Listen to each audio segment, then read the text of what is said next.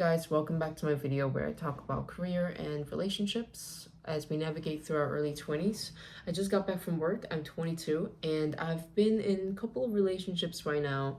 And a lot of people who know me, who observe me from afar, would think that I'm a very hyper independent person.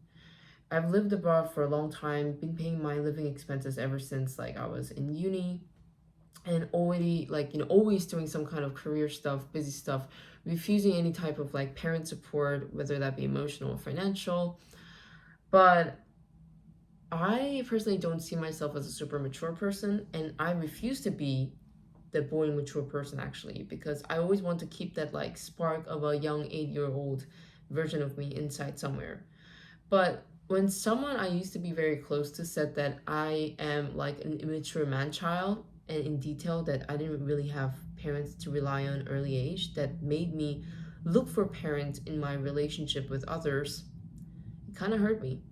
And that was a harsh, very disrespectful wake up call. My next step was going back to my usual self psychoanalysis session. I think I come up from a pretty unstable family structure and also childhood, having grown up abroad alone, and other incidents. Having an independence wasn't really an option for me. So, quote unquote, this type of person during their development years had their universal need for dependency got unmet by primary caregivers, and that deprivation is what shaped them into someone who outwardly appears mature and independent. And I think my upbringing was unstable, that my need for caring was rejected, or at least that's how I felt.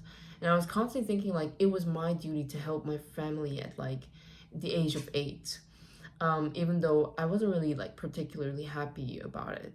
And that really links back to my university years when I was super eager to earn money to be able to financially support myself and my family sometime in the future.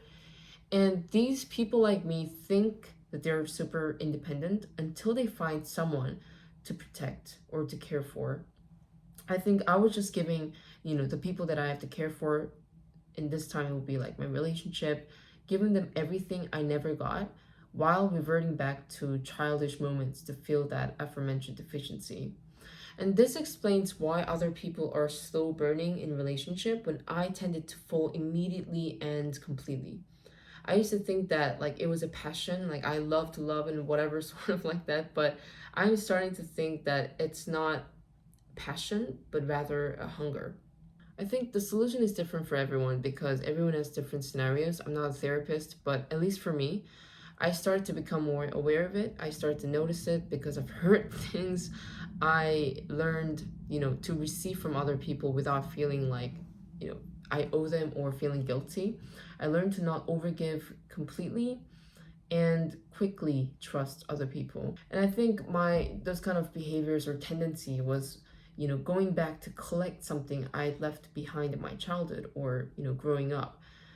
What you can't do is notice when it's happening and it's happening with, because usually it surfaces with people who trigger that caregiving dynamic based on what I've looked it up, and people you want to protect or people who you feel safe enough to regress around. And I think in that sense, finding someone who you can fully trust, that even that deficiency can be fully resolved rather than being criticized for or blamed for, is super important.